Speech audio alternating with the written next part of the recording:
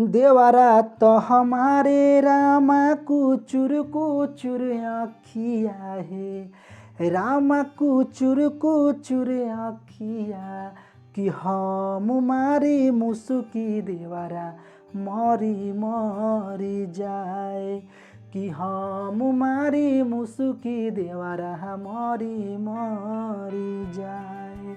ओ कर महारल हमारा मन ओ न डोलिला, ओ कर महारल हमारा मन ओ न डोलिला, कि मोर मारल पानी ओ कर झरी झरी जाए, कि हम मारी मुसुकी देवरा मरी मरी जाए।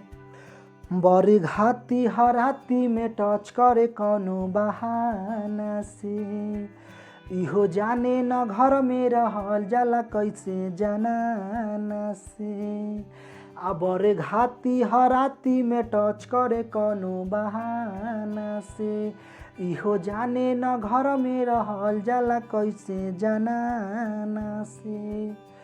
ई कौन हवे मरद मानुष के रहनिया, आरे मरद के रहनिया, कि बेडरूम में हमारा ही खरी खरी आए, कि हम मारी मुसुकी देवरा मरी मरी जाए।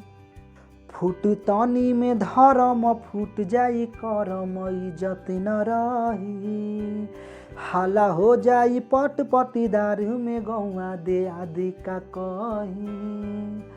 फूट तानी में धर्म फूट जाई करम इज्जत न रही, हाला हो जाई पट पटीदार में गौआ सामाजिक का कही। छोड़ दी हमारा ई बहिया के धइला के, हाँ बहिया के धइला के, कि तोहरा खातिर विवेक हमारा आफत पर जाए, कि हम मारी मुसुकी देवरा मरी मरी जाए।